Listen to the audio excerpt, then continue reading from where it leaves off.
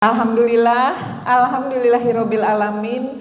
Wassalatu wassalamu ala mursalin Sayyidina Muhammad wa ala alihi washabihi ajmain. Amma ba'du. Rabbi sholli sodri wa yassiri amri wahlul 'uqdatam min lisani yafqahu qawli. Rabbana zidna ilman warzuqna fahman. Amin ya rabbal alamin. Alhamdulillah, senang sekali pagi ini bertemu lagi dengan ibu-ibu sekalian, baik yang live hadir di Wisma Duta Berlian 2 ini, juga ibu-ibu yang sudah siap mengikuti live streaming di fanpage-nya komunitas Ibu Hebat. Alhamdulillah, senang sekali. Salawat dan salam kita sampaikan kepada junjungan kita, teladan hidup kita Rasulullah Shallallahu Alaihi Wasallam. Tadi Bu Riah sudah menyampaikan, kita sempat kaget ya Bu ya, sampai dibanting gitu kan kabarnya, sampai akhirnya ibu-ibu yang lagi diet berhenti, nggak jadi diet. Sudahlah begini saja biar nggak kuat banting. Masa solusinya gitu ya. Nah, bagaimana kita sebagai ibu hebat melihat permasalahan ini? Permasalahan banyak banget ya yang terangkat ya, KDRT, perselingkuhan dan sebagainya. Sebenarnya kalau kita mau lihat masalah ini, akar masalahnya di mana ya? Balik lagi Bu, akar masalahnya adalah sistem di mana kita hidup ini. Ya, bebas, serba bebas, informasi yang didapat bebas, bersikap pun maunya bebas. Karena semuanya serba bebas, tidak merasa perlu untuk diatur, ya jadinya seperti ini. Tuh, nah. Ya itu yang pertama. Kemudian yang kedua, kita ini jauh banget dari nilai-nilai Islam, dari syariat Islam. Jadi kami yang terpikirkan ketika ini kok rame, kok responnya kayak gini ya. Jadi yang hari ini bukan menyoroti Leslarnya, ya, tapi menyoroti respon netizen. Responnya itu macam-macam dan jauh dari nilai-nilai Islam. Malah ya tadi solusinya, udahlah jadi ibu gendut aja biar gak kuat banting, atau harus punya ilmu bela diri, atau harus waspada, harus selalu curiga terus sama suami. Kok solusinya jadi seperti itu ya? Belum lagi kita yang ibu-ibu nih yang sudah mulai anak-anak beranjak besar, beranjak balik, beranjak dewasa. Kan kita juga jadi mikir ya, apa yang harus kita bekali buat anak-anak kita, gitu. Nah, maka apakah benar anak-anak kita diajarin untuk harmonis, yang terus harmonisnya jalan-jalan kemana, kemudian di-upload di sosial media, gitu kan? Yang bagaimana, gitu ya, harmonis dalam Islam? Yang pasti harmonis menurut Islam adalah ketika syariat diterapkan di keluarga, harmonis akan didapatkan. Ya Bu ya, syariat apa ya? Syariat tentang pergaulan suami istri. Jadi kalau ditanya apa sih harmonis dalam keluarga? Harmonis dalam keluarga itu adalah penerapan syariat tentang suami istri. Ya, penerapan syariat tentang pergaulan suami istri. Dan ketika pergaulan suami istri ini diterapkan sesuai dengan hukum syara, maka harmonis akan kita dapatkan. Sepakat ibu-ibu? Ketika syariat Islam dalam keluarga diterapkan, maka harmonis akan kita dapatkan. Nah, bagaimana gitu ya? Bagaimana yang gambaran gitu tentang syariat Islam di dalam keluarga ini, pergaulan. Nah ini saya kasih judul, temanya hari ini adalah catatan tentang pergaulan suami istri. Ini saya ambilkan dari kitab Nizamul Istima'i fil Islam, sistem pergaulan di dalam Islam. Ya, apa catatan yang perlu kita pegang, yang penting untuk kita ketahui tentang pergaulan suami dan istri di dalam Islam? Ada 5 poin ibu-ibu, ini yang perlu kita pegang dan ini yang perlu kita ajarkan kepada anak-anak kita. 5 poin ini apa saja? Poin pertama adalah tentang bahwa kehidupan suami istri di dalam Islam itu adalah persahabatan. Itu poin pertama, yaitu tentang persahabatan. Kemudian yang kedua adalah tentang masing-masing punya hak yang seimbang, yang harus diberikan dengan cara yang ma'ruf. Itu yang kedua. Yang ketiga, suami itu pemimpin. Kemudian yang keempat, istri punya kewajiban taat. Dan kelima, pembagian pekerjaan di dalam rumah tangga. Ini 5 poin yang perlu untuk kita ingat. Ya Bu, kita bahas satu persatu. Kehidupan suami dan istri di dalam Islam itu adalah kehidupan persahabatan. Nah, ini yang sudah mulai punya anak-anak gadis, anak-anak bujang, sudah mulai dibahas. Nanti kamu sama istri kamu itu bukan, kalau ke anak perempuan bukan bawahan sama atasan. Kalau ke anak laki-laki kamu bukan atasan dari istri kamu, tapi kamu adalah sahabat dia. Gitu. Ini poin pertama. Kehidupan suami dan istri dalam Islam itu adalah pergaulannya adalah persahabatan. Ini dalilnya. Wa min ayatihi an khalaqalakum min anfusikum azwaja. Ya, dan yang merupakan tanda-tanda ini saya yakin ibu-ibu banyak yang hafal. Ada di mana nih Bu biasanya ibu ketemu ayat ini? Sebenarnya di undangan-undangan itu sudah dituliskan. Inilah kehidupan pernikahan. Yaitu dan yang termasuk di antara tanda-tanda kekuasaan kami adalah menciptakan bagi kalian pasangan. Khalaqalakum. Jadi diciptakan bagi kalian. Jadi suami kita itu memang Allah ciptakan buat kita Bu. Aku ini tercipta buat dia. Itu benar. Ini yang harus kita pikir. Yang menciptakan siapa? Allah. Dijadikan Allah yang menjadikan. Ya. Nah, untuk apa pasangan-pasangan kita itu? Untuk litas kunu ilaiha. Untuk kita ini cenderung kepadanya. Nah, makna persahabatan ini diambil dari kata litas kunu. Sakinah sering kita dengar, asal katanya sukun. Sukun itu artinya diam. Diam. Kalau pasangan persahabatan itu senang diam-diam, bukan senang diam-diaman, senang berdiam dekat dia. Ya Bu, ini tanda pertama, senang deket dia. Masih pada senang gak deket-deket suaminya? Ya, kalau sudah gak senang dekat-dekat suaminya, dengar suara mobilnya, kok cepet banget pulangnya. Ini harus hati-hati, ini yang perlu diperbaiki. Karena sakinah ini diupayakan. Ya, senang, ya namanya senang deket-deket tuh gimana sih Bu? Persahabatan senang deket bisa dibayangin gak sih? Kalau sama temennya tuh gini, pengen ketemu, ya, pengen deket-deket, ingin ngobrol, ingin apalagi ibu-ibu? Ingin berbagi, ingin curhat dan sebagainya. Inilah kehidupan persahabatan di dalam Islam. Sukun, deket-deketan. Ini rasa tenang, sakinah, dekat padanya itu kita bahagia, ini perlu diupayakan. Ya, walaupun dia diciptakan untuk kita, tapi kita perlu untuk mengupayakan. Nah, setelah Allah ciptakan, kita berusaha untuk sakinah, maka akan Allah berikan mawadah warohmah.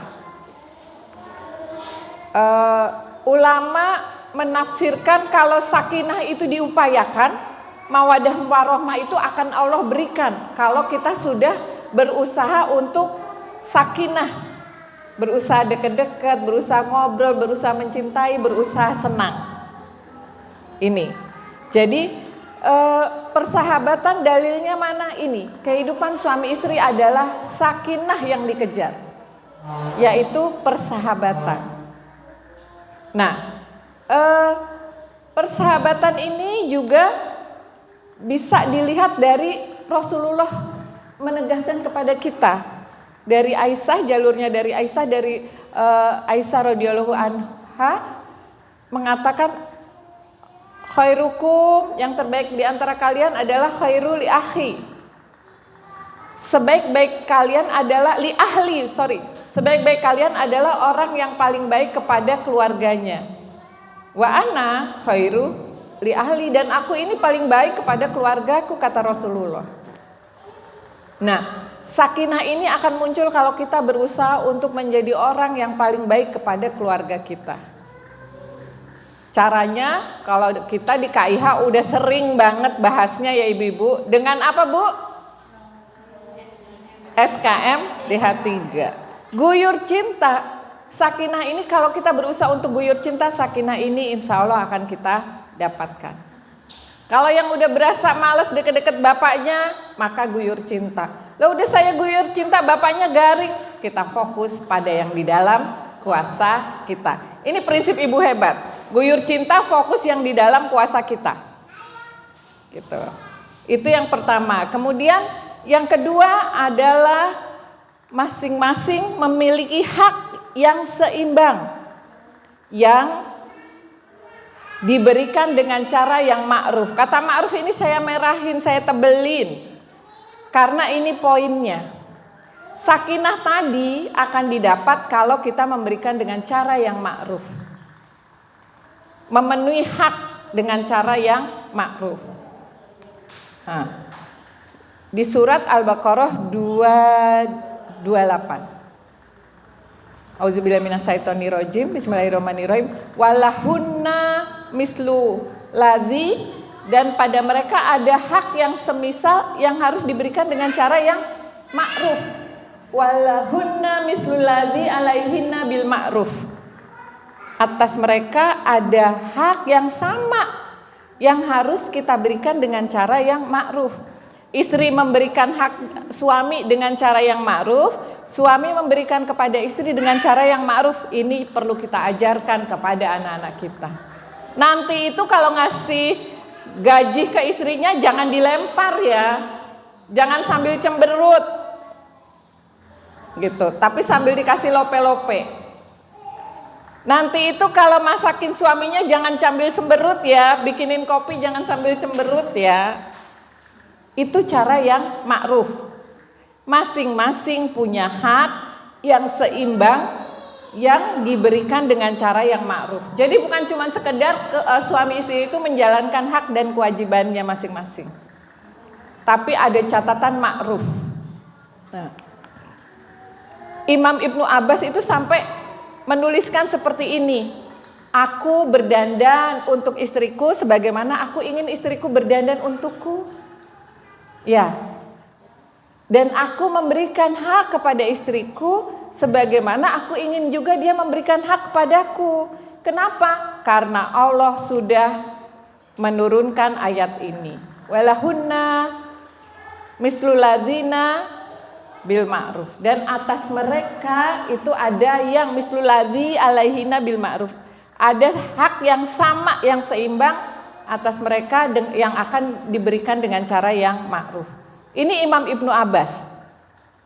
Sampai dia berdandan seperti dia ingin istrinya juga berdandan. Gitu. Kemudian soal ma'ruf ini juga masih ada di surat An-Nisa, itu yang saya merahin. Wa ashiruhunna bil ma'ruf, dan ashiruhunna, pergaulilah mereka, bergaul dengan mereka, urusin mereka itu juga dengan cara yang ma'ruf. Kemudian untuk urusan yang ma'ruf juga, ini tadi udah, Rasulullah bersikap paling baik, orang yang bersikap baik kepada keluarganya. Nah, yang ma'ruf yang lain. Ini Aisyah radhiyallahu anha bercerita. Aku ikut bersama Rasulullah bepergian, terus kami balapan. Pada waktu itu aku menang karena badanku masih kecil. Ya, lalu pada waktu yang lain, aku berlomba lagi dengan Rasulullah dan saat itu badanku sudah berat. maksudnya sudah gemuk dan aku kalah. Lalu kata Rasulullah, ini kemenangan menutupi kekalahan yang lalu. Hadis ini sempurna dan indah sekali. Artinya apa? Ini juga dorongan para suami untuk tetap bercanda sama istrinya, mau masih langsing ataupun udah gendut. Ya. Jadi tetap, ini kan indah banget gitu loh ya, hadisnya itu lengkap. Mau masih langsing ataupun udah gendut, ajak bercanda istrinya. Itu yang dicontohkan oleh Rasulullah. Jangan masih langsing dibanting, udah gendut dicuekin, ditinggalin. Aduh, enggak ada contohnya Rasulullah tuh. Bahkan diajak bercanda baik dalam keadaan masih langsing maupun sudah gendut. Kalau cantiknya Aisyah radhiyallahu anha itu terkenal cantik. Ya. Itu contoh ma'ruf yang digambarkan oleh Rasulullah dalam pergaulan dengan istrinya. Kemudian yang lain sampai ini dari Syekh Taqiyuddin An-Nabhani dalam kitab yang saya sadur, dalam kitab Nizamul Istima' fil Islam, beliau menegaskan bahwa yang namanya ma'ruf itu adalah tambahan kewajiban. Jadi wajib hukumnya pada suami, tambahan kewajiban selain mahar dan nafkah. Jadi suami itu punya kewajiban utamanya kan mahar dan nafkah ya kepada istri. Selain itu ada tambahan ma'ruf. Maka Syekh Taqiyuddin dalam kitabnya menegaskan, hendaklah suaminya tidak bermuka masam kepada istrinya kecuali si istri melakukan kesalahan. Ini ditegaskan. Kemudian senantiasa lembah lembut bertutur kata. Tidak bersikap kasar, tidak menampakkan ketertarikannya atau kecenderungannya kepada wanita lain. Itu sikap yang ma'ruf yang ditegaskan oleh Syekh Taqiyuddin An-Nabhani dalam kitab Nizamul Istima'. Dan untuk urusan ma'ruf kepada wanita, ini sampai Rasulullah berpesan di Haji Wada. Ini haji terakhir, ini pesan Rasulullah. Jadi di akhir-akhir kehidupan Rasulullah tuh Rasulullah berpesan tentang wanita. Gitu ya ibu-ibu ya. Ini pesannya. Bertakwalah kepada Allah dalam hal wanita. Karena sesungguhnya kalian mengambil mereka dengan amanat Allah dan dihalalkan atas kalian kemaluan mereka dengan kalimat Allah. Maka hak mereka atas kalian adalah memberi nafkah dan pakaian kepada mereka dengan cara yang ma'ruf. Sampai Rasulullah pesen sebegininya di Haji Wada, di haji terakhir sebelum beliau wafat. Ya, sebegitunya loh Islam. Jadi kalau ada yang merasa bahwa wah kalau pakai Islam nih nanti bakal wanita itu terinjak-injak ya, didominasi, nggak mulia, jauh. Sepakat nggak ibu-ibu dengan yang saya rasakan ketika Islam diterapkan? Iya. Dengan penerapan syariat Islam di keluarga, maka harmonis akan didapatkan.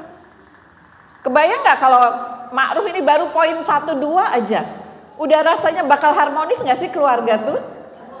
Harmonis, baru poin 1-2 nih. Sudah akan muncul rasa, ibu-ibu aja di sini kayaknya pada udah pengen pulang ya. Tapi bapaknya ngantor. Kan bener kan? Pengen nerapin bahwa kehidupan suami istri itu adalah kehidupan persahabatan. Yuk yang baru tahu sampai akan ini ke pasangan. Kita adalah sahabat. Kita punya masing-masing punya hak yang sama yang harus kita berikan dengan cara yang ma'ruf. Berarti mohon maaf kalau selama ini aku bikinin kopi sambil cemberut. Ya, mohon maaf kalau aku ngepel sambil kotak-kotak sambil cemberut gara-gara ayah diem aja. Gitu. Dan gak usah nuntut dia minta maaf. Pasti kalau kita udah minta maaf dia pun akan minta maaf. Mungkin tidak saat itu. Ini prinsipnya. Prinsip ibu hebat adalah fokus pada yang dalam kuasa kita. Fokus pada apa yang bisa kita lakukan. Nah, ini urusan ma'ruf. Udah berapa poin ibu-ibu? Poin 1 persahabatan, poin 2 ma'ruf. Poin yang ketiga adalah arijalu qawwamuna 'alan nisa. Laki-laki itu pemimpin atas wanita. Ini ayatnya. Ya. Bima fadolallahu ba'duhum 'ala ba'di. Yang pertama itu, jadi laki-laki itu pemimpin atas wanita karena apa? Karena memang Allah yang ngasih. Ya, karena memang Allah yang berikan ibu-ibu. Karena Allah yang berikan, boleh nggak terus diambil alih oleh wanita selama suaminya masih ada? Nggak boleh. Culangung namanya yang berani ngambil. Pasti nggak akan ada keharmonisan, nggak ada keberkahan. Lawang Allah yang ngasih. Ya, bima fadolahu ba'duhum 'ala ba'di. Yang kedua, kenapa laki-laki itu Allah letakkan sebagai qawam 'ala nisa? Karena mereka memberi nafkah dari hartanya. Jadi kepemimpinan laki-laki atas wanita itu karena Allah berikan dan karena dia mengupayakan. Jadi Allah beri juga, tapi dia juga harus berupaya memberi nafkah dari hartanya. Ini yang kalau punya anak laki-laki yang perlu kita garis bawahi. Kalau poin 1, poin 2 tadi yang perlu digaris bawahi adalah buat anak laki-laki maupun anak perempuan. Tapi poin ketiga ini adalah buat anak laki-laki. Dorong anak laki-laki kita untuk punya tanggung jawab mencari nafkah. Ya, jangan dia merasa biasa-biasa aja udah kuliah masih dinafkahin orang tua. Ya, saya juga nggak tahu. Saya bersyukur dari anak saya tuh kalau dari dulu kalau dikasih setelah dia balik dia selalu bilang gini, kan sebenarnya aku harusnya udah nggak dinafkahin ya sama Umi Abi gitu. Ya benar. Tapi ini berarti sodakohnya Umi dan Abi. Masih pengen kamu kuliah, masih pengen kamu nuntut ilmu. Tapi yang mindset yang tertanam pada diri dia, harusnya dia udah bisa cari nafkah sendiri. Kalau kayak gitu kira-kira dia seenaknya nggak pakai uang dari kita? Enggak, karena dia tahu ini tuh kelebihan, harusnya bukan hak dia. Dan kalau ini sudah tertanam sedini mungkin, maka nanti ketika dia jadi suami, dia itu apapun kondisinya, bagaimanapun caranya akan berusaha untuk menjadi pencari nafkah. Ya. Kemudian arijalu qawwamuna 'alan nisa ini karena apa juga? Karena Allah memerintahkan dia untuk menjaga kesolihan di dalam keluarganya. Maka kepada wanita yang ditakutkan untuk nuzusnya, ya, wanita yang takut nuzus maka dibolehkan untuk diperintahkan untuk menasehati, diperintahkan untuk memisahkan tempat tidur, dan diperintahkan untuk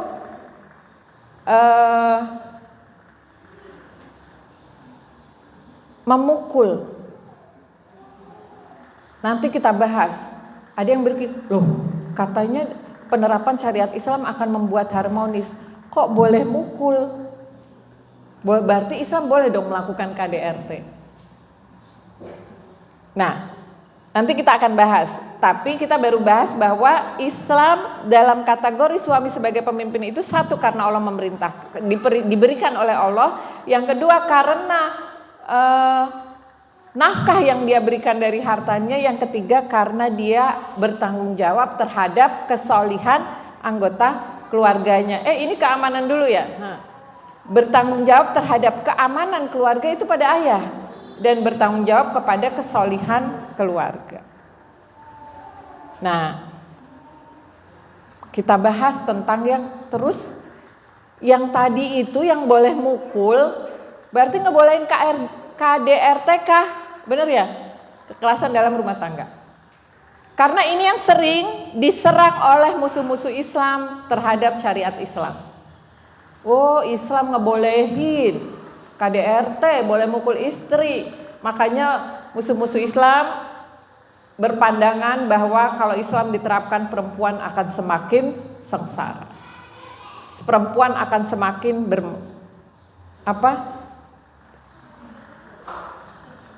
tertindas. Oke, kita bahas tentang yang ini. boleh memukul istri.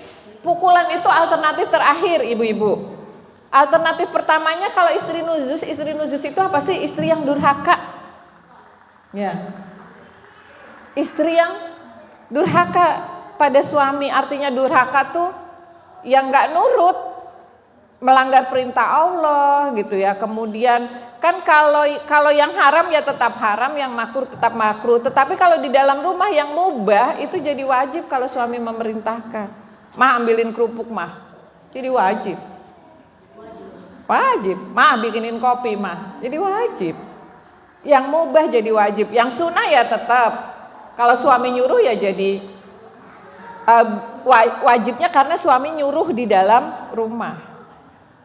Ya, tapi kalau yang sudah wajib keluar rumah menutup aurat, suami nggak nyuruh juga wajib hukumnya. Apalagi kalau suami nyuruh. Nah, contoh yang mubah jadi wajib, keluar rumah suami bilang, mah pakai baju kuning mah, bagus. Aku nggak suka. Nah ini mubah jadi wajib. Kalau suami pengen, itu bentuk ketaatannya. Ya, nah kalau suami nggak ridho, itu bisa terkategori nuzuz. Maka tahapannya ini Bu, nasehatin. Itu tahapan, harus bertahap, nggak langsung mah pakai baju kuning mah, oh nggak mau pakai baju merah aja langsung dipukul, ya enggak. Tahapan pertamanya adalah dinasehati. Istrinya nggak sholat, mah sholat mah, dinasehatin dulu bukan langsung dipukul, karena ini punya suami itu sebagai pemimpin punya kewajiban menjaga kesolihan di dalam keluarga. Lalu tahapan yang kedua adalah kalau masih ngeyel dipisahkan tempat tidurnya. Istri-istri solihah kalau udah dipisahin sama suami tempat tidurnya, ya udah nggak enak hati. Ya sudah cemas dia, gimana nanti kalau dia tidur dicabut nyawanya sedangkan suaminya sedang marah padanya. Tapi kalau masih nggak bisa dibilangin, maka alternatif terakhir boleh dipukul. Nah, mukulnya ini ada syaratnya. Bukan pukulan yang dibolehkan syara yang bagaimana? Ghaira mubarih. Ya, Syekh Taqiyuddin An-Nabhani menegaskan di dalam kitab yang jadi rujukan saya, Nizamul Istima' fil Islam, ghaira mubarih itu adalah pukulan yang ringan. Dorban khafifan. Ditegaskannya itu pukulan yang ringan. Pukulan yang tidak menimbulkan bekas, dorban ghaira mubarih. Jadi pukulannya juga ada syaratnya Bu, bukan sampai biru berhari-hari nggak hilang, bukan, tidak menimbulkan bekas. Nah ini Syekh Taqiyuddin menafsirkan dari hadis Rasulullah Shallallahu Alaihi Wasallam ketika haji wada. Jika mereka melakukan perbuatan nuzuz, maka pukullah mereka dengan pukulan yang tak menimbulkan bekas. Dorban ghaira mubarih. Ghaira mubarih itu benar-benar nggak boleh ada bekas. Ya, itu syaratnya. Kemudian pukulan yang ringan juga syarat yang lain, nggak boleh menimbulkan luka, mematahkan tulang, merusak atau merubah daging tubuh. Kalau udah sampai ada bekas berarti itu udah ada daging yang berubah tempat. Ya, udah ada pembuluh darah yang rusak.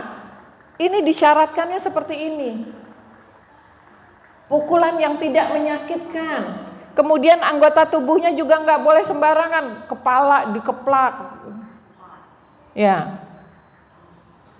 Perut atau ulut hati ditonjok, tidak boleh. Tempatnya juga ditentukan. Dan boleh pakai alat. Boleh, boleh ya KDRT boleh, tapi alatnya ada syaratnya. Alat yang kecil nggak nimbulin sakit, siwak. Boleh dipakai siwak. Ya Allah, wanita-wanita solihah kalau udah disiwak sama suaminya ya udah hatinya tuh ini. Nggak perlu pakai sapu. Ini syaratnya.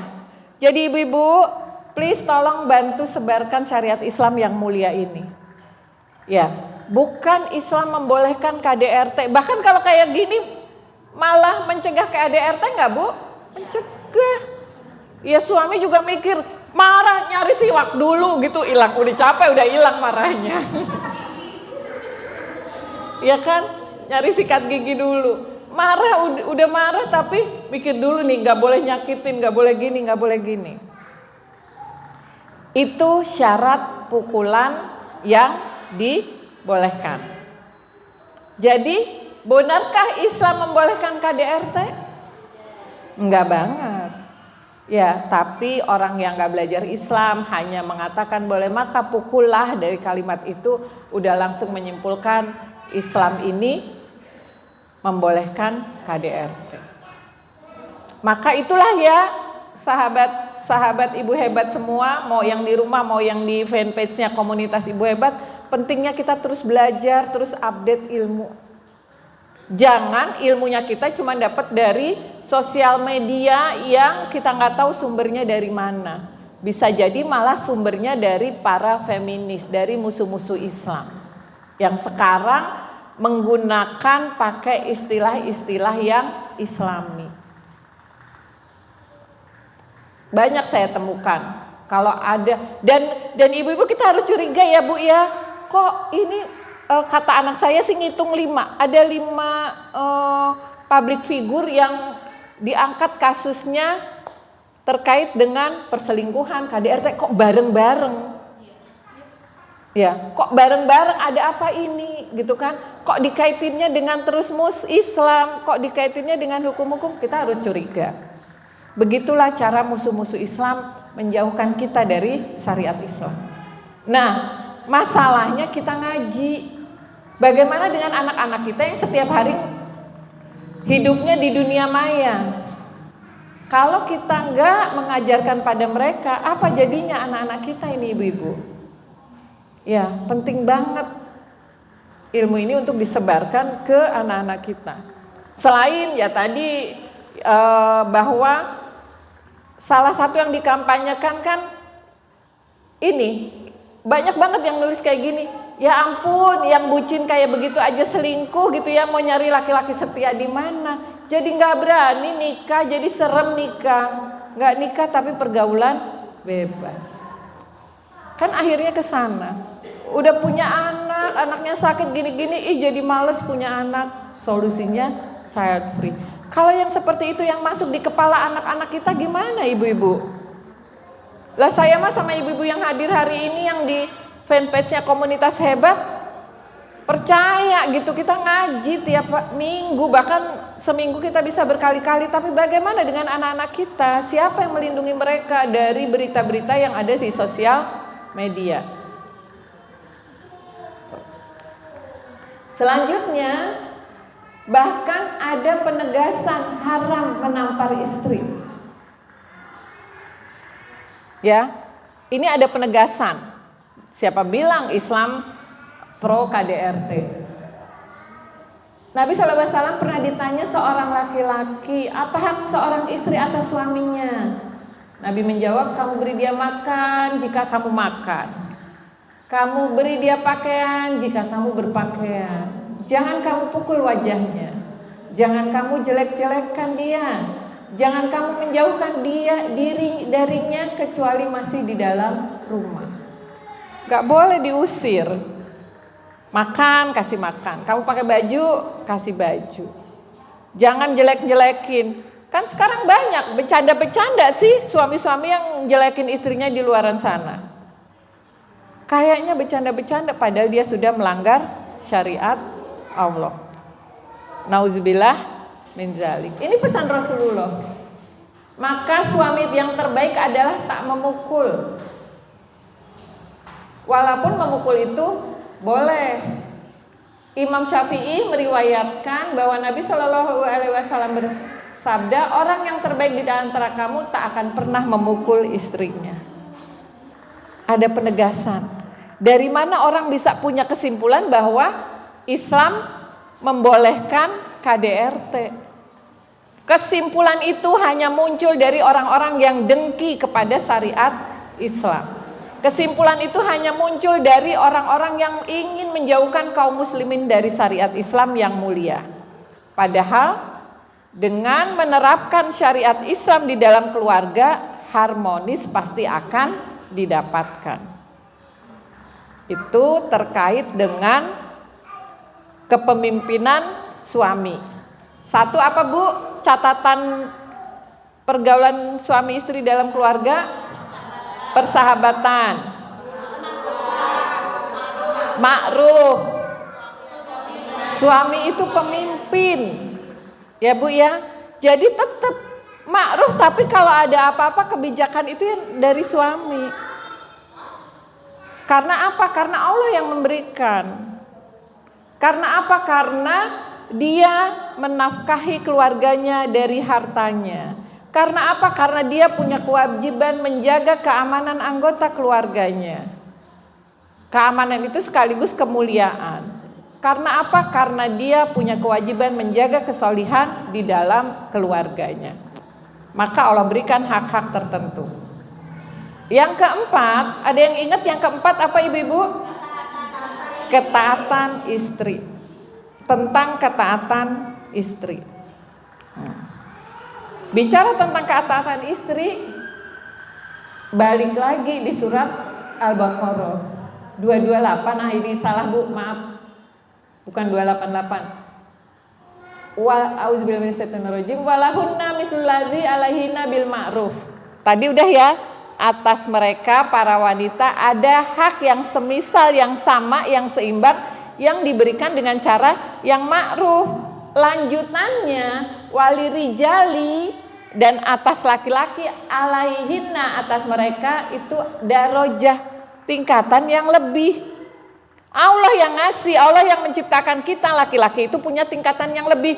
Gak usah baper, ya, gak usah protes, karena dia Allah yang menciptakan kita, dia Allah yang maha tahu tentang kita. Kalau ini dijalankan maka kalian akan mendapatkan keharmonisan di dalam keluarga. Tapi kalau dibalik karena gak sesuai juga dengan fitrah penciptaan, istri yang cari nafkah, istri yang memegang keputusan, pasti dijamin tidak ada keharmonisan.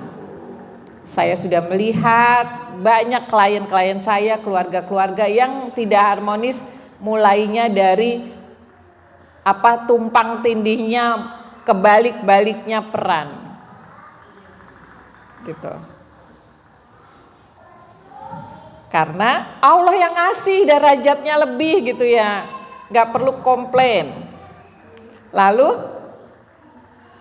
Rasulullah Shallallahu Alaihi Wasallam bersabda, ini contoh ketaatannya ya. Bahkan kalau suami memanggil istri ke tempat tidurnya, sang istri menolak hingga semalam sang suami marah, maka para malaikat melaknat istri tersebut. Kita udah sering dengar ini. Ya, bahkan ada hadis yang lain yang terkait dengan hal ini. Gak boleh nolak walaupun kalian ada di atas punggung unta. Jadi saya waktu nengokin anak saya ke Mesir, itu naik onta Bu. Lagi naik onta yang keinget hadis itu. Yang keinget hadis itu. Jadi kesimpulannya apa? Naik onta itu Bu, ontanya baru bergerak dikit aja kita udah jerit-jerit. Udah serem, udah jerit-jerit. Ya Faiza ya, Faiza juga jerit-jerit terus. Akhirnya sampai kami tidak memilih nggak jalan. Nggak usah jalan, pokoknya buat foto doang. Buat pencitraan. Udah naik onta. Karena emang ternyata serem, baru ontanya gerak aja udah serem. Kenapa saya teringat hadis tersebut? Karena Masya Allah, ya emang ini dari zat yang maha suci, dari zat yang maha tahu. Memberi perumpamaan itu sampai sesuatu yang susahnya kayak apapun, kan itu kita dikasih tahu kondisi yang ekstrim ya Bu ya. Buat saya naik onta itu kondisi yang ekstrim gitu. Gak mungkin lah suami-suami juga bisa ngajakin istrinya kayaknya berhubungan pada saat lagi naik onta gitu ya. Orang kayak begono hebohnya. Tapi Allah ungkapkan supaya apa? Artinya kalian itu dalam keadaan apapun ketika suami meminta maka penuhilah. Kalau tidak memungkinkan maka yang penting ininya Bu. Suaminya tidak marah. Artinya apa? Minta keridoannya. Ini yang terpenting yang perlu kita garis bawahi. Bukan aduh saya pusing sakit, masa sih harus. Islam itu ma'ruf. Ya, maka yang terpenting adalah kita meminta keridhaan suami. Ayah ridho ya pusing banget ya. Kalau kita ngomong baik-baik, yang ada malah dipijetin. Tapi kalau ibu-ibu pura-pura tidur,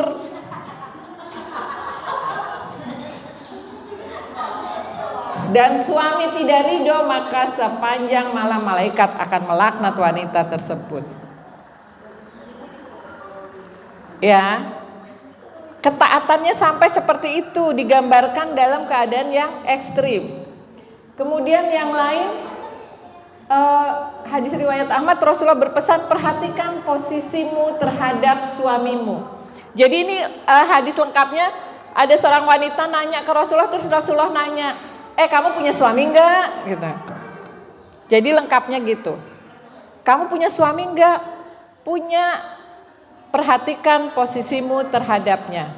Karena sesungguhnya yang menentukan surga dan nerakamu adalah terletak pada suamimu.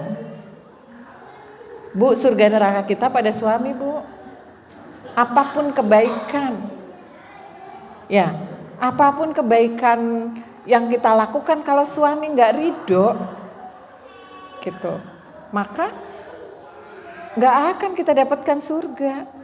Maka sudahkah kita sering kalau menjelang tidur itu tanya, Abi ridho ya Bia, mohon maaf ya Bia, Ayah ridho ya, mohon maaf ya. Suka ngelakuin gini nggak? Terus gimana surga dan nerakamu? Ya ibu-ibu ya, yuk perhatikan posisimu terhadapnya. Artinya apa? Artinya perhatikan posisimu terhadapnya itu ya, memang kita memastikan kita butuh keridhoannya. Jangan mentang-mentang saya udah ngaji, saya udah banyak ilmu agamanya, dia kan belum tahu, makanya dia kayak begitu. Tetap keridhoannya mah, karena Allah menegaskan ya, ibu-ibu nih, dialah yang menentukan surga dan nerakamu. Sehebat apapun kita di luar, gitu. Kemudian hadis yang lain, kalau dalam Islam kan tidak ada penyembahan manusia terhadap manusia ya Bu ya. Kalau boleh ada penyembahan manusia terhadap manusia, maka aku perintahkan para istri itu untuk menyembah suaminya. Nggak disuruh nyembah sih Bu, karena dalam Islam nggak ada penyembahan manusia kepada manusia. Tapi kalau boleh, artinya apa? Segitunya kita teh ke suami. Segitu loh ketaatan seorang istri. Makin harmonis apa enggak Bu? Ya, syariat Islam dalam keluarga diterapkan, harmonis akan kita dapatkan. Oke, sudah nih ketaatan istri. Belum lagi nanti hadis-hadis yang pesan Rasulullah itu, yang duhai Fatimah, kalau seorang istri yang dia ketika suaminya pulang dia menyambutnya lalu cium tangannya, maka dosa-dosa mereka berguguran. Dan banyak hadis-hadis yang jadi satu itu pesan Rasulullah untuk putrinya.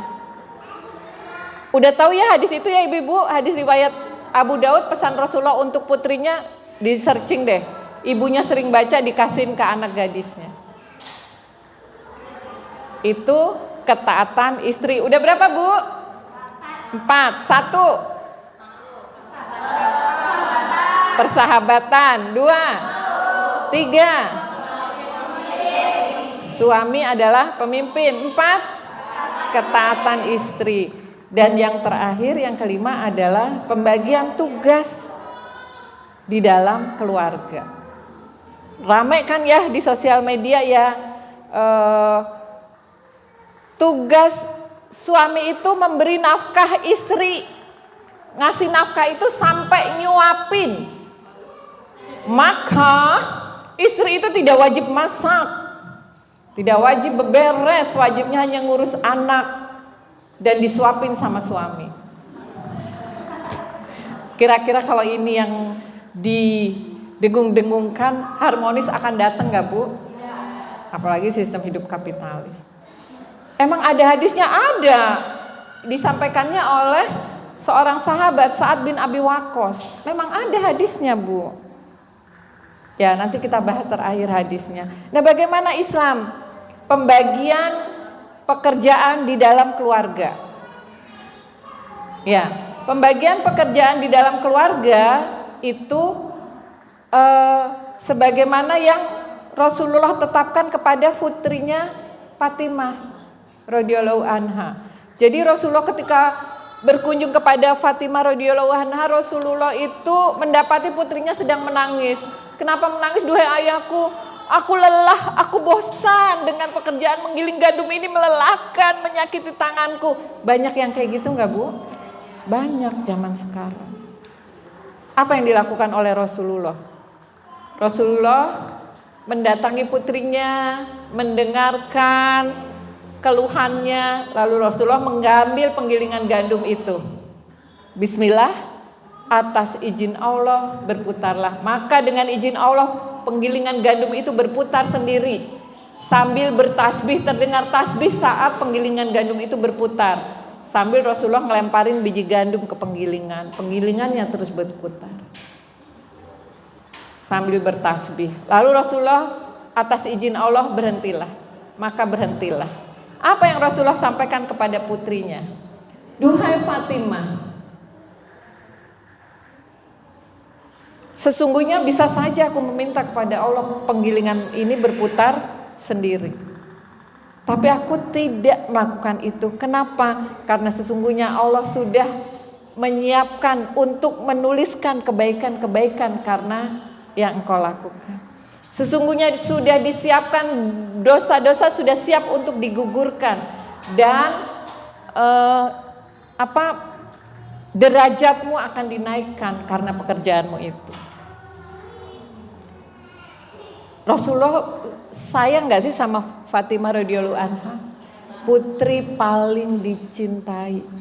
Tapi Rasulullah tahu susah di dunia mah gak seberapa dibandingkan yang akan dituliskan, dibandingkan kebaikan yang akan dituliskan, dibandingkan dosa-dosa yang akan digugurkan, dibandingkan derajat yang akan dinaikkan. Dari sini maka difahami bahwa enggak, kalau Rasul berarti bertentangan enggak dengan yang mengatakan tugas istri itu sampai nafkahnya itu sampai disuapin. Bertentangan enggak? Bertentangan. Loh Rasulullah mampu loh untuk membuat Fatimah itu tidak lelah, tidak bosan, tidak mual, tidak kapalan tangannya karena menggiling gandum. Tidak. Nah, kemudian Syekh Taqiyuddin An-Nabhani itu menyatakan bahwa Rasulullah SAW itu menetapkan kodok, sudah menetapkan kepada putrinya Fatimah itu untuk mengurusi hal-hal pekerjaan-pekerjaan yang di dalam rumah. Dan kepada Ali untuk melakukan pekerjaan-pekerjaan yang di luar rumah. Batasannya itu. Dalilnya apa yang Rasulullah tetapkan kepada putrinya Fatimah dan kepada menantunya Ali. Berarti batasannya cuma yang di dalam rumah dan di luar rumah. Kalau sesuatu itu dikerjakan di dalam rumah, maka itu adalah kewajiban istri. Dasarnya apa? Penetapan Rasulullah. Dan kalau itu dikerjakan di luar rumah, maka itu adalah kewajiban suami. Dasarnya adalah penetapan Rasulullah kepada Ali radhiyallahu anhu. Ya Bu, jadi yang di dalam rumah apa aja? Masak, ngepel, beberes dan sebagainya, melayani suami wajib buat istrinya. Kan dulu saya waktu masih gadis ngakal-ngakalannya gini, ntar aku dapurnya di luar aja gitu. Ya nggak bisa juga, apa enaknya ya, nggak manusiawi, nggak fitrah. Dulu ngebayanginnya saya gitu, ntar aku kalau nikah minta dapurnya di luar aja, cari penyakit sendiri, repot sendiri. Berarti nyapu halaman siapa ibu-ibu? Suami. Ke warung kewajiban suami. Mendatangkan apa-apa yang dibutuhkan istri dari luar, termasuk skincare. Itu suami. Nah, jadi kalau ibu-ibu belanja ke pasar, ibu-ibu ke warung, ibu-ibu nyapu halaman, ibu-ibu ngejemur di luar, maka itu sodakohnya ibu-ibu. Karena bukan kewajiban ibu. Jelas Islam itu pembagiannya. Jadi benar sampai disuapin, Bu? Enggak. Ya, sedangkan hadis ini, ya makanya kalau ngelihat hadis atau ayat itu, lihat ayat-ayat yang lain, lihat pendapat ulama.